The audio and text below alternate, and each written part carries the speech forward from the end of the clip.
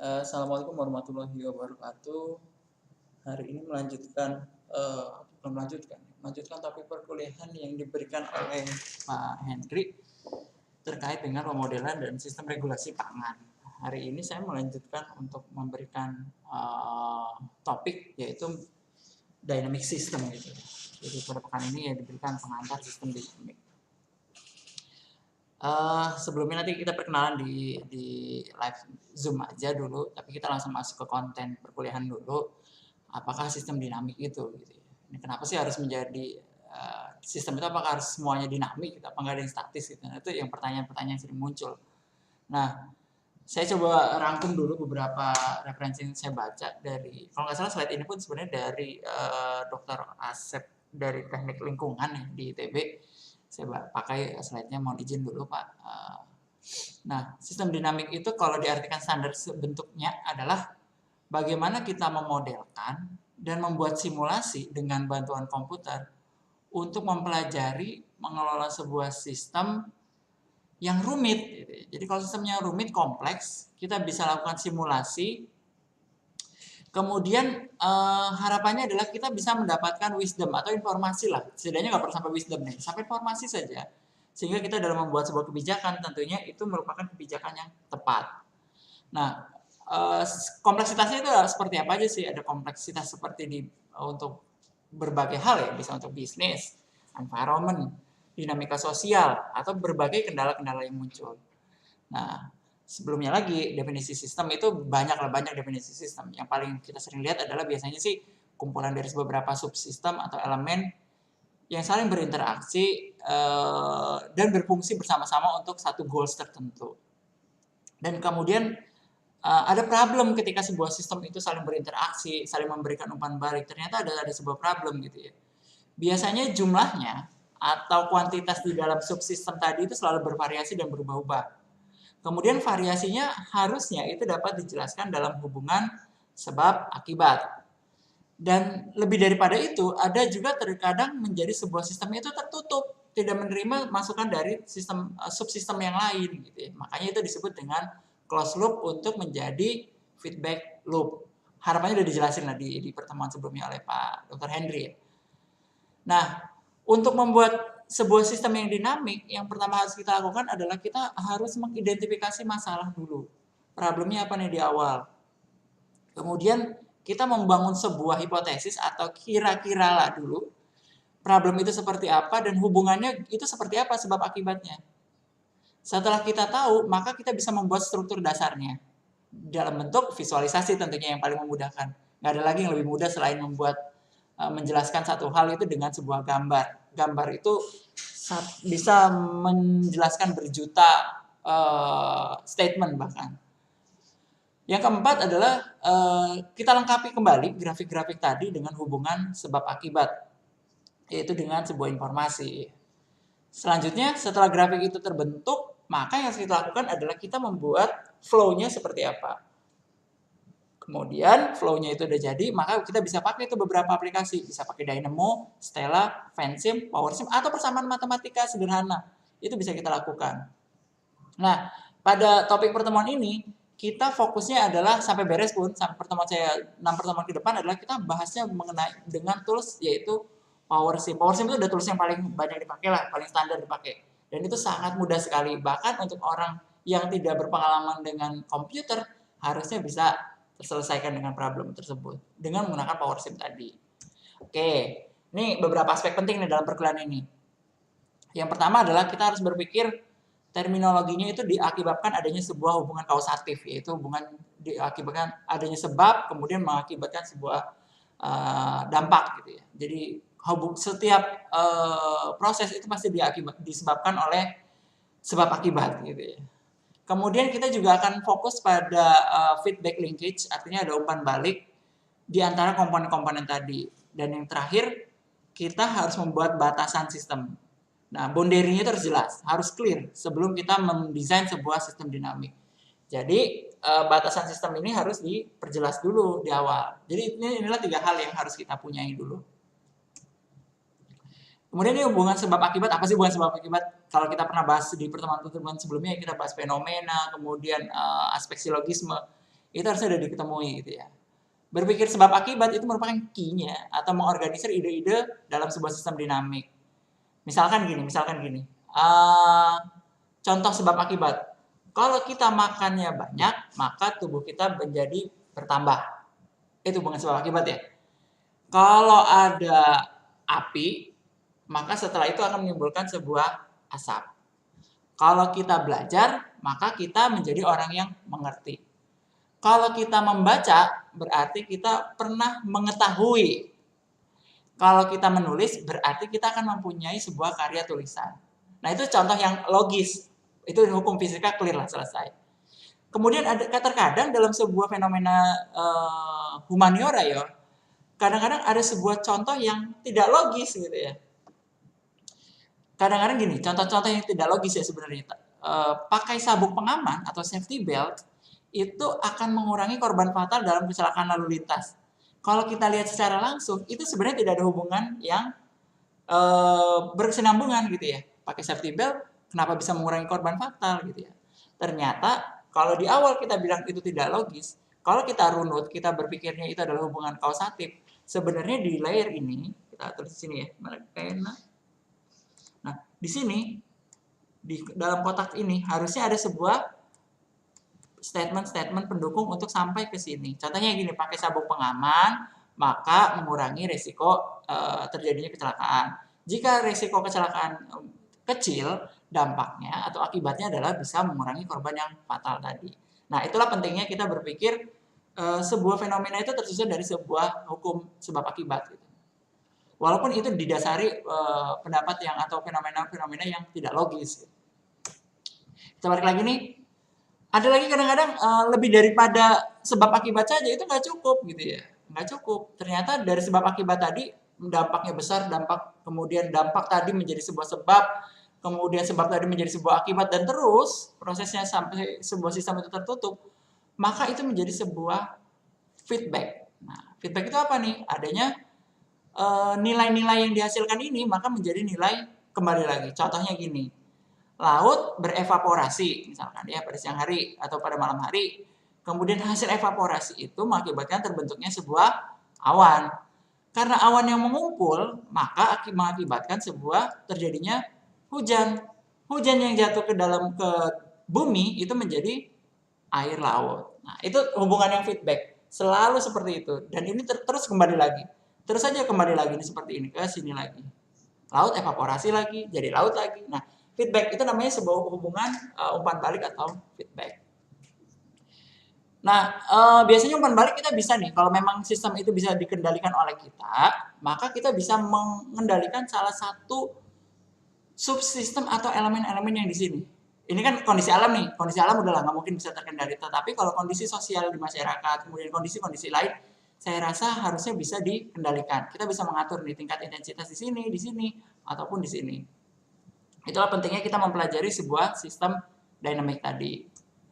Ini contoh CLD ya. CLD itu adalah causal loop diagram. Biasanya CLD itu menunjukkan struktur umpan balik dari sebuah sistem. Contohnya gini. Ini contoh-contoh yang paling simpel aja dulu. Kalau kita punya gaji, maka kinerja kita makin baik. Kalau kinerja kita makin baik, tentunya benefitnya adalah salary kita atau gaji kita akan meningkat. Begitu terus nih, maka akan selalu memunculkan causal loop diagram. Causal loop itu ya sebuah struktur yang isinya itu tertutup. Dan itu terus kembali lagi. Nah, selanjutnya contoh kedua adalah jika kita merasakan sebuah lelah, kondisi fisik badan kita lelah, maka untuk menyelesaikannya kita harus tidur. Tetapi jika tidurnya terlalu banyak, maka bisa mendapatkan dampak lelah yang besar juga gitu. Tidurnya lelah. Atau bisa juga hubungan kausatif sebaliknya, tergantung perspektifnya ya. Banyak tidur berarti menyelesaikan lelah, ya bisa juga. Nah, penanda CLD itu adalah biasanya ada dua simbol. Yang pertama adalah tombol positif, yang kedua adalah tombol negatif. Tombol positif jika penyebabnya naik, maka akibatnya juga akan naik. Nih, contoh gini. Jika gaji kita naik, ya, jika penyebabnya ini kan sebab ya akibat. Jika penyebabnya naik, maka akibatnya akan naik nih. Itu makanya hubungannya adalah positif. Jika kinerja kita besar atau naik, maka gaji kita pun akan naik. Itu namanya simbol yang positif. Berbeda dengan simbolnya yang negatif. Jika penyebabnya naik, maka akibatnya akan turun. Begitu juga sebaliknya ya, jika penyebabnya turun, maka akibatnya juga akan naik. Mau dipahami nih? Kira-kira gini. Ini lelahnya tuh di sini. Ini harusnya tulisannya lelah. Agak kurang rapi ya. Kalau kita tidur, kalau kita perbanyak tidur, maka lelah kita juga pun akan makin besar. Banyak yang tidur ya. Tetapi jika lelah kita sorry, kebalik nih. Ini harusnya minus nih. Jika lelah kita tidur kita sedikit, maka lelah kita menjadi banyak. Jika lelah kita banyak, maka tidur kita akan bisa saja berkurang. Itu kira-kira modelnya kausatifnya seperti itu.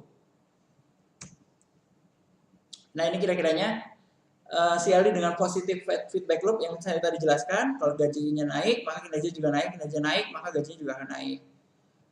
Berbeda dengan gini nih. Kalau CLD-nya bernilai negatif feedback, berarti kalau kita lelah, saya butuh tidur lebih banyak gitu ya. Jika saya tidur lebih banyak, maka tidur saya lebih banyak, maka lelah saya pun akan turun gitu ya. Kemudian hubungannya terus saja seperti ini. Dan ini di dunia sering banget terjadi nih. Hubungan CLD dengan negatif feedback loop. Kita lanjut lagi nih. Ini contoh-contoh. Kita ngomongin contoh aja dulu deh hari ini. Kita nggak usah ngomongin yang berat-berat. Kita ngomongin hal-hal yang simpel dulu. Contoh gini. Kalau angka kelahiran, kita ngomongin populasi deh. Ngomong populasi. Jika angka kelahirannya naik, maka populasi pun harus pasti akan naik. Clear ya? Kelahiran naik, maka populasi pun akan naik. Jika populasinya naik, maka berarti berpotensi juga angka kelahiran pun akan menjadi tinggi gitu, di masa mendatang. Gitu.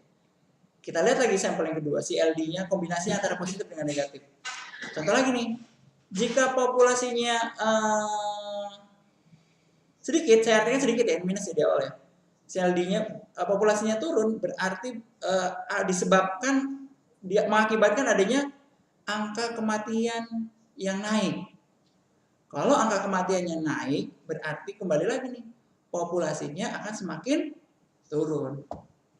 Begitu ya hubungan kausatif. Mohon dipahami dulu nih konteksnya. Bisa diulang lah video ini berkali-kali nantinya, karena saya share di YouTube. Ini lagi nih contoh yang lebih kompleks, agak sedikit kompleks lah. Ini agak sedikit kompleks nih. Ini masih simpel sih harusnya. Ini adalah bagaimana sebuah proses hujan tadi yang kita omongin tadi, dievaporasi ya, air laut menguap ke langit, menjadi awan, jadi hujan, kemudian menjadi sebuah air gitu, air yang berada di laut, kemudian dievaporasi lagi, lanjut lagi sampai jadi amount of water. Seperti yang saya bilang di awal, untuk membuat sebuah modeling sistem adalah pertama kita harus membangun sebuah hipotesis dinamik ya, kemudian menjelaskan hubungan akibatnya, kemudian kita gambar. Kira-kira gambarnya seperti ini prosesnya. Nah, ini ada matahari gitu ya, sunshine gitu ya, terik gitu ya. Kalau mataharinya terik, maka proses evaporasinya pun akan menjadi bernilai positif. Makin besar nih, makin besar evaporasi, maka awan yang terbentuk makin tinggi. Kalau awannya bernilai tinggi terus, nih ya, bernilai positif terus, maka akan mengakibatkan adanya sebuah hujan. Kalau hujannya besar, maka akan muncul amount of water gitu ya. Jadi makin di laut itu makin banyak gitu. Nah, lanjut lagi nih, contoh lagi. Kalau hujannya besar, evaporasinya kita mulai deh dari sini deh. Matahari sedikit berevaporasi ya. Evaporasinya sedikit. Evaporasi sedikit itu mengakibatkan air yang di sini menjadi berkurang. Prosesnya seperti ini. Bahkan gini. Kalau awannya bernilai positif ya, banyak awan gitu ya, maka bisa dampaknya juga mataharinya itu jadi makin kecil. Jadi kompleks, kalau kita lihat kompleks. Jadi ini di mana kita bisa menentukan variabel terbaiknya nih? Apakah kalau ini kan kondisi alam ya, kita nggak bisa kendalikan. Tapi kalau memang benar-benar sistem itu bisa kita kendalikan, maka kita bisa melakukan tuning atau membesarkan. Kalau kita dengar radio bisa besarin, bisa kecilin.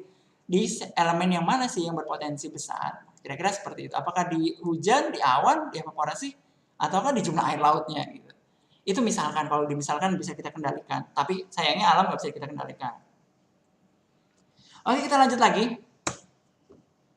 Ini beberapa contoh saja. Ini contoh tanaman ya. Saya sih mohon maaf, ini bukan bidang keilmuan saya untuk ngomongin tanaman. Tapi mohon kalau salah tolong diperbaiki lagi ya. Kira-kira gini. Kalau ada sinar matahari mengenai tumbuhan, each plant gitu ya, makin besar, maka tanamannya kepadatannya makin besar gitu ya.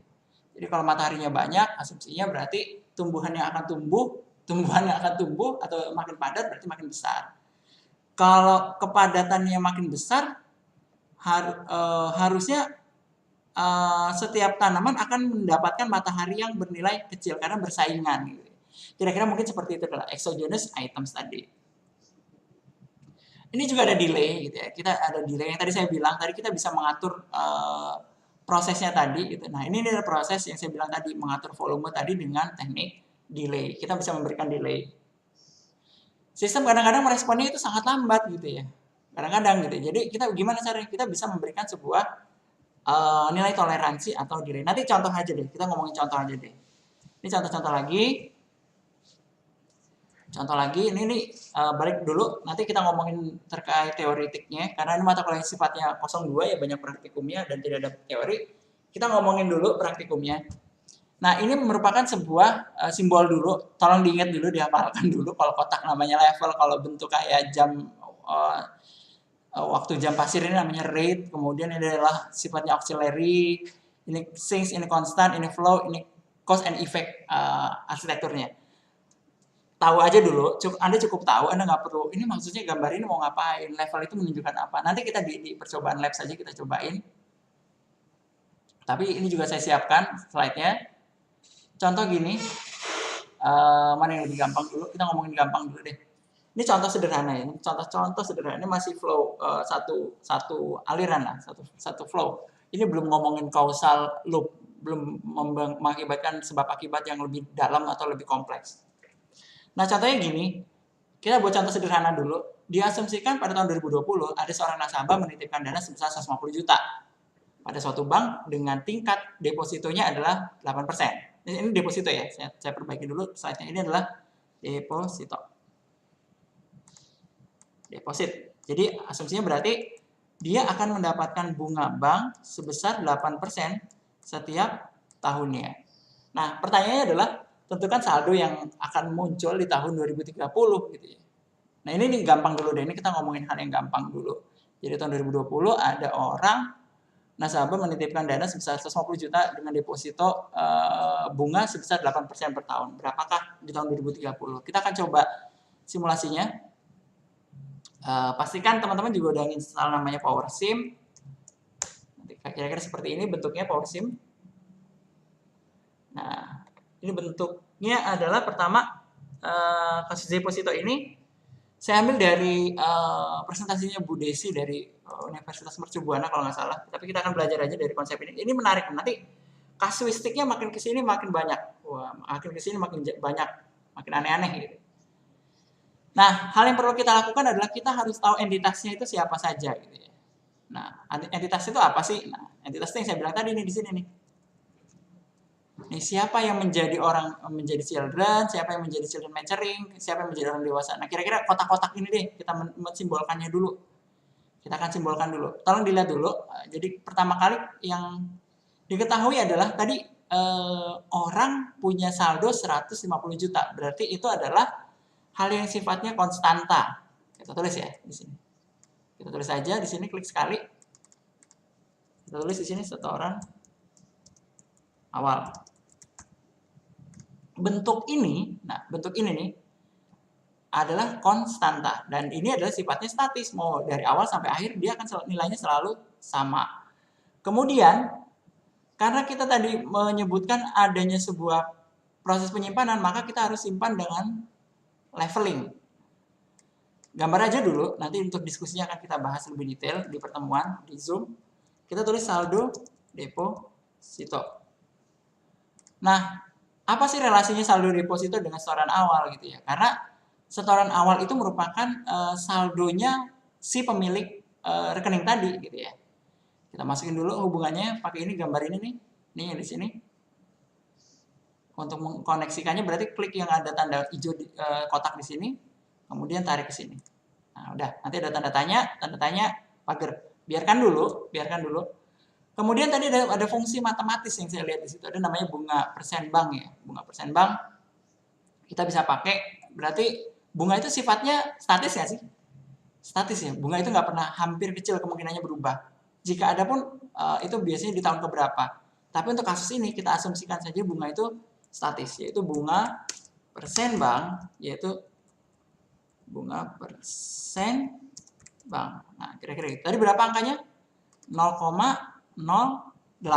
Berarti tadi berapa? 8% ya? 8 per 100 itu sama dengan 0,08. 8, kira-kira gitu. Kemudian kita apply. Oke. Kemudian karena ini adalah sifatnya ada perhitungan matematika yang dilakukan, berarti nilai saldo itu akan mempengaruhi perkalian bunga kan, dan ini akan kembali lagi. Makanya kita perlu namanya sebuah tools namanya flow. Terus ikutin dulu ya, nanti baru kita diskusi. Ini flow-nya nih. Jadi ini flow-nya.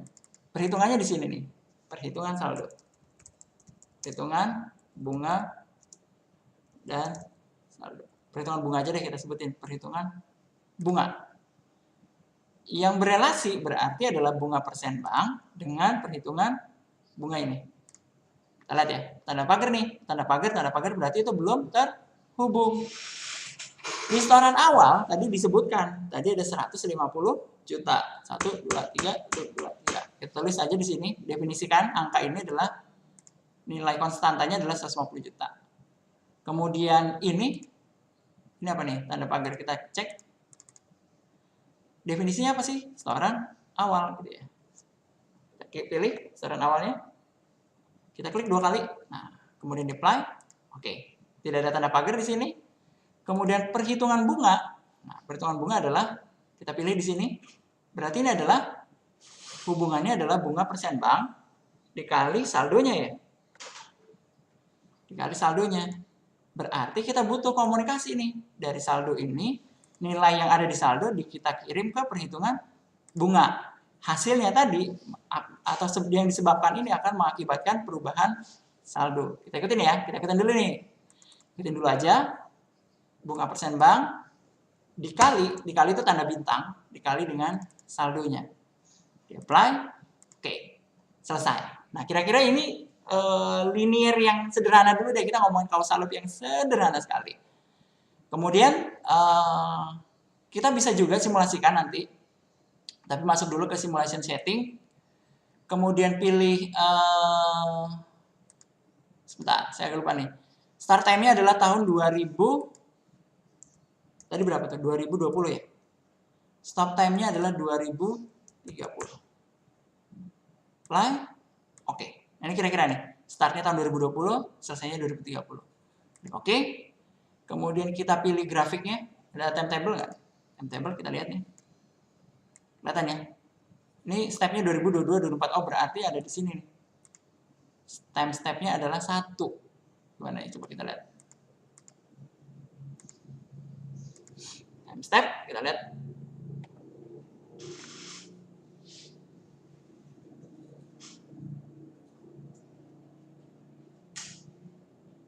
Simulation setting. Fix 100.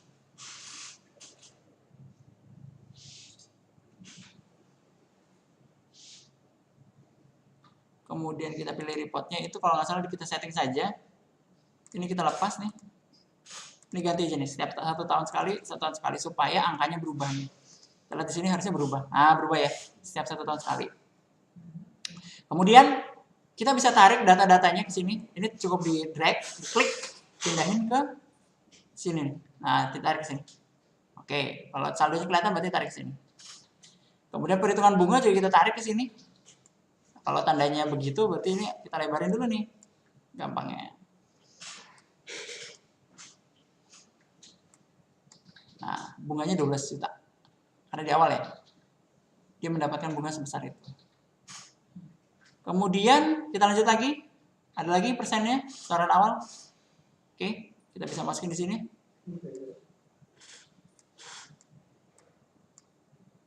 Kira-kira seperti ini. Nah, kita bisa lakukan simulasi nih sekarang nih. Simulasi, kemudian di play. Nah, ini keluar nih. Berarti kira-kira di tahun 2030 dia akan mendapatkan uang sebesar 323 juta. Ini ada prosesnya nih. Nah, ini bisa kita simulasikan. Ini pentingnya melakukan simulasi pakai sebuah software. Harusnya lebih mudah ya. Kira-kira seperti itu deh. Nah, selanjutnya kita bisa nggak sih buat grafik? Nah, biasanya kan orang juga lebih senang pakai grafik ya. Kita coba buat pakai grafik di sini. Pilih grafiknya di sini, nanti dirapin ya. Dirapin, tolong dirapihkan. Cara buat grafik juga di sini lebih gampang nih dibanding di Excel ya, harusnya lebih mudah ini nih. Tarik nih saldo depositnya kita tarikin di sini. Nah, angkanya membentuk kurva seperti ini. Kemudian perhitungan bunga juga di sini. Kemudian setoran awal harusnya statis ya. Statis 50 juta. Hijau menunjukkan pertumbuhan besaran bunga dia, kemudian garis merah menunjukkan bahwa berapa saldo yang dia punya sepanjang time series tahun dalam periode tahun. Nah ini dulu, kita ngomongin ini dulu deh, minggu ini kita ngomongin ini dulu, nanti kita bisa diskusikan di pertemuan hari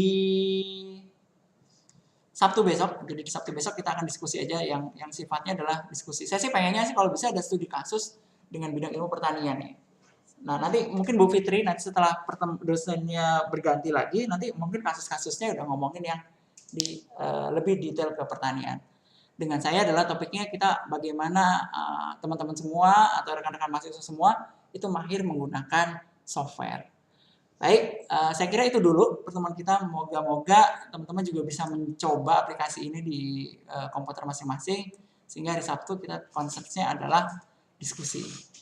Saya tutup perkuliahan kita hari ini atau slide untuk menjelaskan atau untuk membridging pertemuan besok. Mudah-mudahan ada yang bermanfaat. Wassalamualaikum warahmatullahi wabarakatuh.